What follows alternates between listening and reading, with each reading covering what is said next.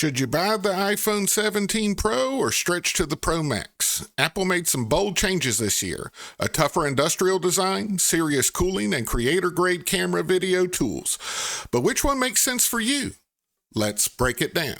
The 17 Pro lineup leans into function over form, a more rugged industrial vibe, slightly thicker body, and a switch to aluminum that now flows to the back shell. That aluminum plus a vapor chamber is all about better heat dissipation, aimed at steadier performance and fewer thermal slowdowns during gaming, filming, and heavy multitasking. The phones also feature ceramic shield on the back and ceramic shield 2 on the front. The colors? Well, there's no black this year or space gray. Options include dark blue, silver, and bright orange if you want the new iPhone Spotlight. I'm curious, what's your pick?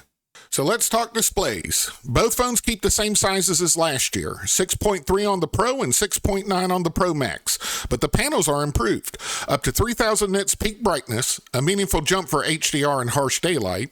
PWM smoothing option helps to keep sensitivity to display flicker. It doesn't kill PWM entirely, but it does reduce eye strain and headaches for many. It also has an anti-reflective coating, plus always on display. If you are PWM sensitive or outdoors a lot, this year's displays are a sleeper win. For size and weight, they share the same thickness, but weight differs. For the iPhone Pro, you're talking about approximately 206 grams. For the iPhone 17 Pro Max, you're talking about 233 grams.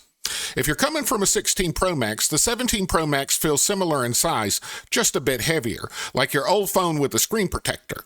For battery and charging, you are getting bigger batteries plus better cooling, which is going to equal longer sustained performance. The 17 Pros are coming in at 4,252 milliamps. Apple rates that up to approximately 33 hours video playback versus approximately 27 on the 16 Pro. For the 17 Pro Max, you're getting approximately 5,088 milliamp battery. Apple rates that up to approximately 39 hours versus 33 on the 16 Pro Max. In mixed use, expect about 7 to 8 hours screen time, and on the Pro Max, about 10 to 13 hours. Of course, that's usage dependent. You're also getting faster top-ups. On the wired, you're getting up to 40 watts charging, so approximately 50% in 20 minutes versus 30 minutes last year. You're also getting the wireless G2 MagSafe charging, which is up to 50% in 30 minutes with compatible chargers. For cameras, this year, there's no compromise between Pro and Pro Max. You're getting 3 48 megapixel rear cameras, wide, ultra-wide, and telephoto on both models. Telephoto is now a 4x optical, but at 48 megapixels with larger sensor, letting you crop to a crisp 8 times at 12 megapixel, which in practice beats last year's 5 times at 12 megapixel shots. You're also getting a new front camera. It's the redesigned 18 megapixel front camera with a square sensor and center stage.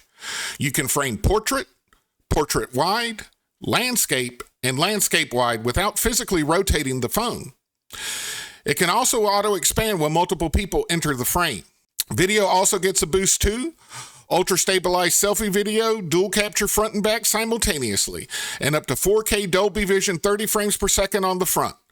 Perfect for vlogging, reactions, and event coverage. You're also getting open gate video options up to 4K 60, 4K 120 on the back, and dual capture record front and rear simultaneously. For the Pro Tools, you're getting ProRes RAW, Apple Log 2, and Genlock. And for storage, you're getting up to 1 terabyte on both, with a 2 terabyte option being available only on the Pro Max. For performance, you're getting the A19 Pro across the board plus 12 gigabytes of RAM. The A19 is a dual-core CPU, a 6-core GPU, with neural accelerators built into each GPU core. With the new cooling and vapor chamber and aluminum unibody, both models shed heat better and sustain performance longer under load. When thinking about purchasing the Pro lineup, you have about 5 things to consider. Choose like a pro. First up is budget and price change. Pricing is up versus last year. Both start at 256 gigabytes, with the Pro topping out at 1 terabyte. The Pro Max goes all the way up to 2 terabyte, but there is a price to pay for that. Second is display size. 6.3 inches more one-hand friendly. 6.9 inches superb for media, maps, and timelines. 3. Size and weight. The Max is heavier. If you use a case, factor that in. 4. Battery life. The Pro Max wins by approximately 2 to 3 hours. 5. Storage needs. Creators filming in ProRes or log will love 1 to 2 terabyte options. Casual users are usually fine at 256 to 512 gigabytes. So, should you upgrade? Well, if you're coming from the iPhone 16 Pro or Pro Max, only upgrade if you need the Pro video features, really want the better cooling, and the battery gains. Or you have that PWM sensitivity, and the display fix matters to you. Otherwise, waiting a year is reasonable. If you're coming from the iPhone 15 Pro or earlier, this is a strong upgrade. Better cameras across the board, including the selfie cam, noticeably better battery, cooling, and charging speeds, brighter displays with PWM smoothing, and creator-grade video options. Now, what about choosing between the Pro versus the Pro Max? Pick the Pro if you want lighter, easier reach, and still get all the same performance, cameras, and upgrades. Pick the Pro Max if you want the best battery, the largest canvas for media and editing, and access to 2 terabyte storage. That's my take on the iPhone 17 Pro lineup this year. It trades shiny minimalism for thermal headroom, creator tools, and real-world endurance. Which would you choose? The Compact Pro or the Endurance Monster Pro Max? And are you brave enough for orange or keeping it chill with blue and silver this year? Drop your choice below. Smash like if this helped, and subscribe for my deep dive camera tests and durability follow-ups.